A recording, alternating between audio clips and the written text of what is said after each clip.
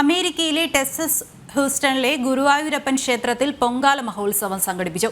അമേരിക്കയിലെ പല ഭാഗങ്ങളിൽ നിന്നായി നിരവധി സ്ത്രീകൾ അമ്പലമുറ്റത്ത് പൊങ്കാലയർപ്പിച്ചു. ഹൂസ്റ്റണിൽ നിന്ന് കൃഷ്ണജ കുറുപ്പും സുബിൻ ബാലകൃഷ്ണനും തയ്യാറാക്കിയ റിപ്പോർട്ട്.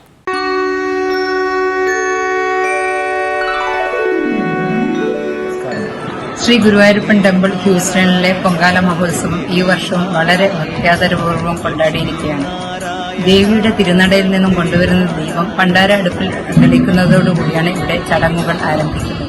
ഇത്തവണ നടന്ന പൊങ്കാല മഹോത്സവത്തിൽ 200-ൽ പരം ഭക്തജനങ്ങളാണ് പൊങ്കാലയിട്ടത്.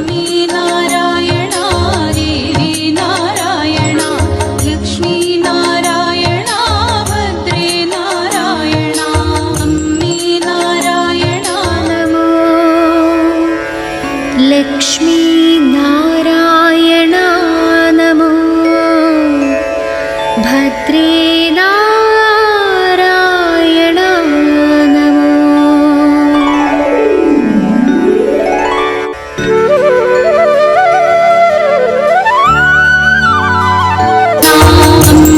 നാരായണ ദേവി നാരായണ ലക്ഷ്മീ നാരായണ ഭദ്രേ നാരായണ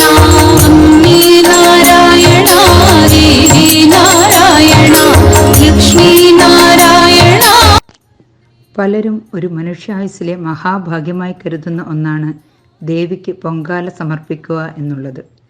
ദേവിയുടെ ഇഷ്ടനിവേദ്യമായാണ് പൊങ്കാലയെ കണക്കാക്കുന്നത്.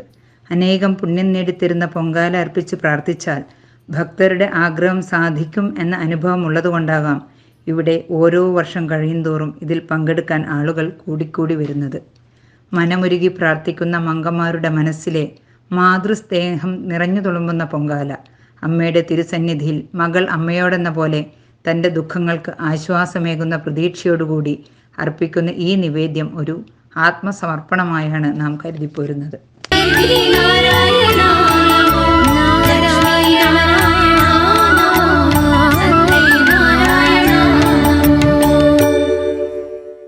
ഹൂസ്റ്റണിലെ ഗുരുവായൂരപ്പൻ ക്ഷേത്രത്തിലെ പൊങ്കാല മഹോത്സവം ഇന്ന് വളരെ ഭംഗിയായി സമാപിച്ചിരിക്കുകയാണ്.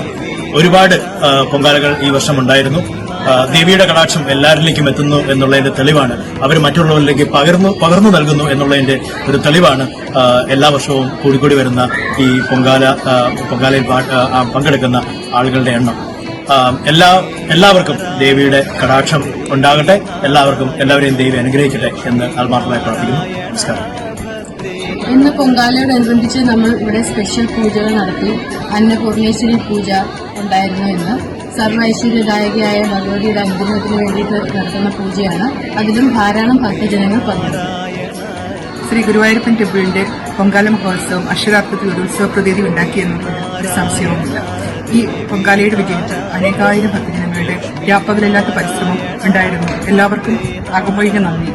എല്ലാവർക്കും ശ്രീ ഗുരുവായൂരപ്പന്റെയും ദേവിയുടെയും കടാക്ഷം ഉണ്ടായിട്ടുണ്ട്. ദേവിയുടെ കടാക്ഷം ലഭിക്കുമെന്നുള്ളതാണ് പൊങ്കാലയിടുമ്പോഴുള്ള വിശ്വാസം.